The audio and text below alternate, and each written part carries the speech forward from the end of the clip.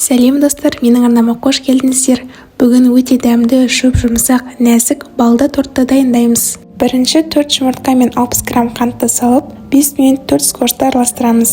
Үстіне бөлме температурасындағы сармайды, ұнды, соданы салып 20 секунд 5 скошқа қоямыз. Қамырымыздың үстіне сұйық балды салып 10 секунд 5 скошты араластырамыз.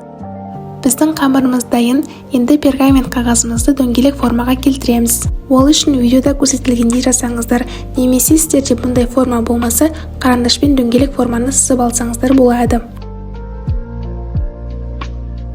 Бізде 6 ковш шығу керек, сол үшін мен әр пергаментке 4 ас қасықтан қамырымызды салдым. Қызып тұрған пеште 220 градуста әр ковшты 2-3 минуттан пісіреміз.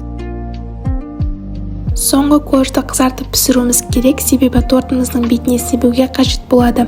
Ковшты 10 секунд 10 скошта үгітіп аламыз. Енді крем дайындаймыз. Бірінші бабочканы орналастырып аламыз. Оның үстіне 500 грамм қаймақ пен 1 банка сгущенканы салып, 7 секунд скошта араластырамыз. Қаймақтың майлылығы міндетті түрде 25%-дан жоғары болу керек, және қаймақта сгущенкада салқын болғаны дұрыс.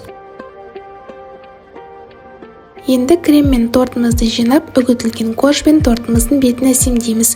Тортты кем дегенде 1 сағатқа тоңазытқышқа қалдырамыз. Сонымен біздің балды тортымыз дайын, өте дәмді, әрі жұмсақ, сондай нәзік болып шығады. Міндетті түрде дайындап көріңіздер, және де видео ұнаса лайк басып, каналға жазылуды ұмытпаңыздар.